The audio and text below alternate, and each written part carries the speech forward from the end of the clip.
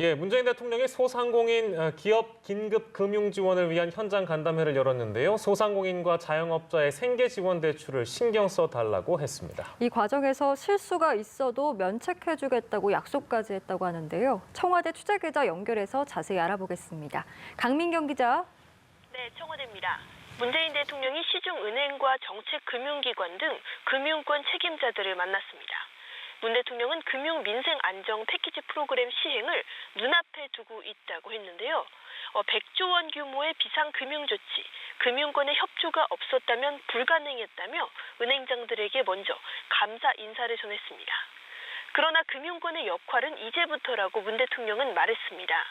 방역 현장에 의료진이 있듯 경제로 허덕이는 소상공인과 자영업자의 뒤에는 금융기관이 있다며 적극적인 금융이 이들을 살릴 수 있다고 했습니다.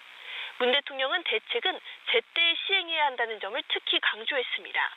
소상공인과 자영업자가 대출을 받는데 여전히 많은 어려움이 있다며 몰려드는 업무로 힘들겠지만 긴급 자금인 만큼 신속성에 가장 신경을 써달라고 했습니다. 그러면서 면책권을 부여했는데요. 자금을 공급하는 과정에서 고의만 없다면 기관이나 개인에게 정부가 책임을 묻지 않겠다고 했습니다. 네, 문 대통령이 금융기관 대표들을 만나러 현장에 갔다는 것도 이례적입니다. 이번 간담회의 의미를 좀 간단히 설명해 주시죠. 네, 청와대 관계자들에 따르면 문 대통령은 매주 월요일에 여는 수석 보좌관 회의를 취소하고 이번 간담회를 열기로 했습니다. 간담회 자체도 문 대통령이 직접 제안해서 추진했다고 하는데요. 앞서 설명드렸듯 문 대통령은 매주 비상경제회의를 열고 대규모 경제 지원 방안을 발표하고 있습니다.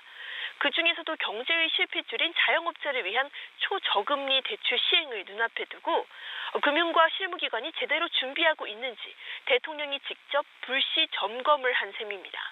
대통령이 특히 주의 깊게 본 건 병목 현상의 해결이라고 청와대 측은 밝혔습니다.